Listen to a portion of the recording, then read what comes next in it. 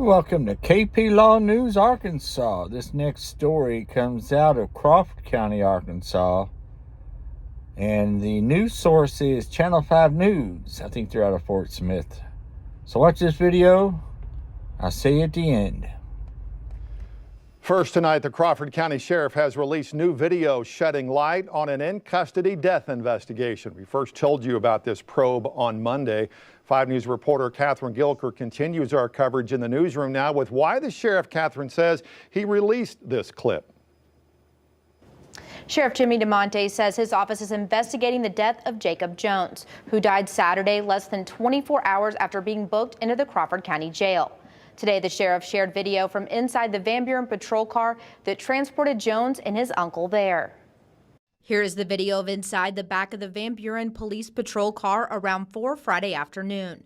Jacob Jones is seen on the left and his uncle David Alverson is seen on the right. The pair was arrested on outstanding warrants. You can see both men moving around and then Jones reaching down to grab a can, which the sheriff says contained drugs. Both men are then seen swallowing things. In a pre-recorded video statement released Wednesday, Sheriff Jimmy DeMonte says he has spoken to the medical examiner. While we don't know what type of drugs the man took until toxicology reports are back, the medical examiner confirmed that the bag he swallowed broke open in the man's stomach and the cause of death was drug overdose. Adam Rose, the attorney representing Jones' family, says this is not news to him. Instead, he says the issue is that the sheriff's office employees failed to respond when they were alerted that Jones was having a medical emergency. Well, they still have yet to release the jail footage that shows their officers failing to respond to a medical emergency for several hours.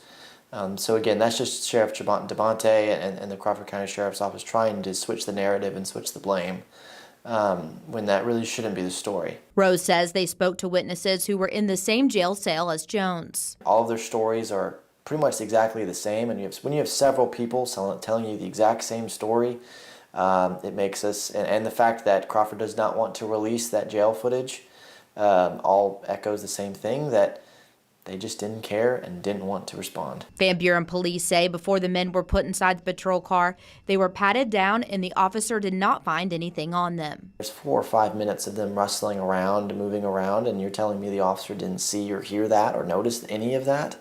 I find that pretty doubtful and pretty shocking. Rose says the Jones family does plan to file a federal wrongful death lawsuit against the sheriff's office. I reached out to Sheriff DeMonte today requesting an interview and surveillance video from the jail, but I did not hear back. Catherine Gilker, 5 News. All right, Catherine, thanks. In today's press release, the sheriff says if the investigation shows any of his employees violated policy, they will be held accountable. Well, there you have it. Yeah, that's a sad story. I don't know. Sheriff Department, jailers or whatever didn't handle the situation correctly, so they're going to be held accountable if they find them at fault. So not answering medical emergencies or whatever, that's pretty bad if they didn't do anything about it. So I don't know what the update's going to be. We'll have to see somewhere down the road. Hopefully I can bring it to you. So that's it. Appreciate everybody watching. KP Law News, Arkansas, out.